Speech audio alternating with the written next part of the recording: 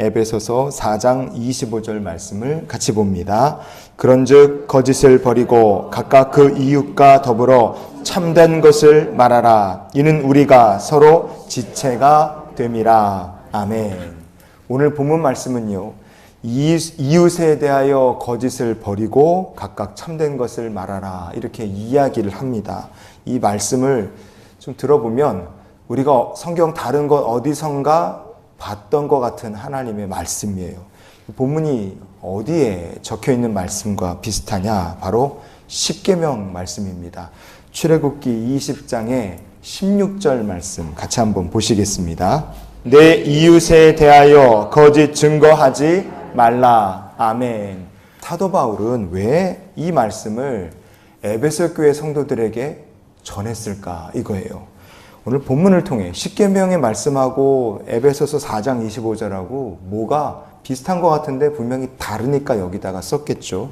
왜 이 본문을 통해서 그럼 우리가 기억해야 될 영적 교훈은 무엇이며 이 말씀을 통해 에베소 교회에게 그리고 우리에게 향하신 하나님 아버지의 마음은 무엇일까? 우리가 그걸 한번 살펴봤으면 좋겠습니다. 에베소서 4장 전체를 보면 옛사람과 새사람의 차이가 있다는 것을 우리에게 말씀해 줍니다. 먼저 옛사람의 특징이 무엇이냐? 에베소서 4장 22절 말씀을 보면 성경은 이렇게 얘기를 합니다. 너희는 유혹의 욕심을 따라 썩어져가는 구습을 따르는 옛사람을 벗어버리고, 이렇게 말씀하고 있어요. 옛사람의 특징이 무엇이냐? 구습을 따라한다. 이것이 특징입니다. 그러면 십계명이 썩어져가는 옛 구습이냐? 당연히 그거는 절대 그렇지 않습니다. 그러나 구습을 따른다는 건 우리가 기억했으면 좋겠어요.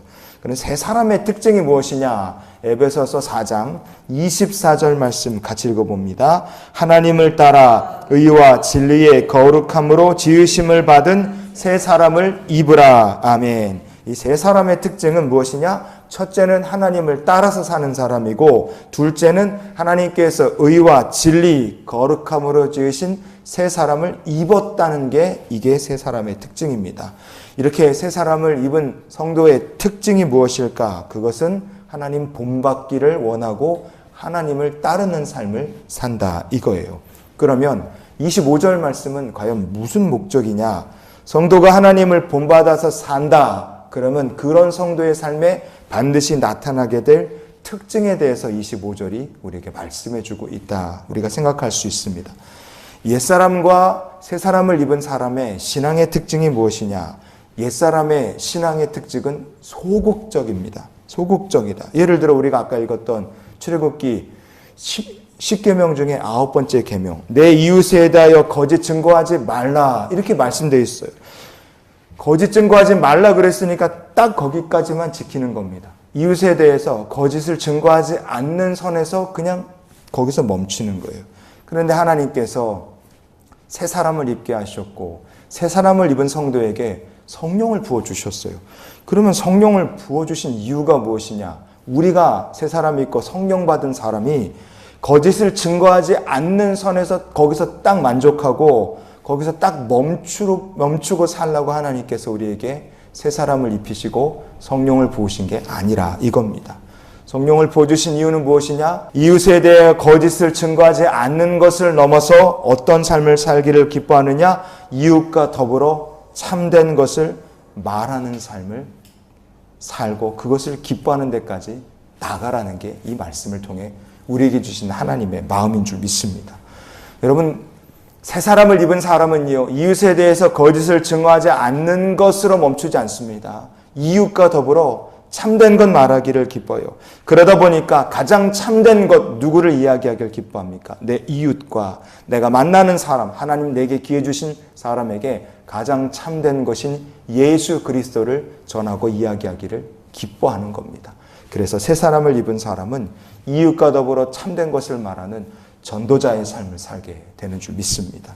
그리고 주님을 알지 못하는 이들에겐 전도자의 삶을 살고요, 주 안에서 같은 그리스도의 몸된 교회 지체로 부름을 받은 믿음의 형제 자매들에 대해서는 무엇을 말하겠습니까?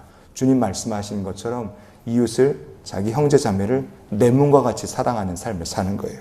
그래서 데살로니가 전서 2장 8절 말씀 같이 한번 계속 읽어보시겠습니다. 우리가 이같이 너희를 사모하여 하나님의 복음뿐 아니라 우리의 목숨까지도 너희에게 주기를 기뻐함은 너희가 우리의 사랑하는 자 됨이라. 아멘. 우리가 빌레몬서에서 살펴봤지만 오네시모가 손에 끼친 거에 대해서 사도 바울은 빌레몬에게 내가 대신 갚겠다 그렇게 얘기를 했습니다. 이 데살로니가 전서에서도 사도 바울은 우리가 여러분들을 위해서 목숨까지 내주는 것도 기뻐합니다 이렇게 이야기를 해요.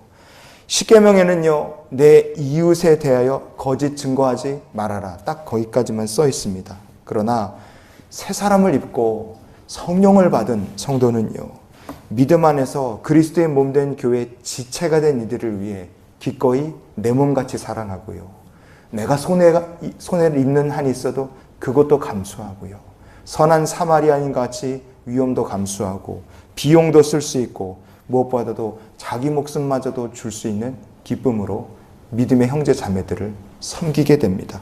왜 그렇습니까? 누구를 닮기 때문에 그래요. 교회의 머리가 되신 그리스도께서 제자를 삼으시고 친구를 삼으시고 형제로 받아주신 우리를 위해 기꺼이 목숨까지도 내어주셨기 때문에 그렇습니다. 여러분, 오늘 본문 말씀 25절에서 말하는 것, 이웃과 더불어 참된 것을 말하는 데까지 나가는 성도는 바로 우리를 위해 자기 목숨을 주신 예수 그리스도를 닮아가는 성도인 줄 믿습니다. 그래서 우리가 이런 기도로 오늘을 살았으면 좋겠어요. 주님, 옛 사람에서 한 걸음 더 나아가 새 사람이 되게 하여 주시옵소서. 말씀을 지키는 것에서 한 걸음 더 나아가서 기꺼이 주님 닮기를 원하고 이웃을 내 몸과 같이 사랑하며 사는 성도가 있다면 그 성도는 바로 새 사람을 입은 성도고 하나님의 거룩한 백성인 줄 믿습니다. 오늘도 옛사람에서 한 걸음 더 나아가 새 사람을 입고 성령 받은 성도의 삶을 살아가는 우리 모두가 될 수 있기를 주님의 이름으로 축원을 드립니다.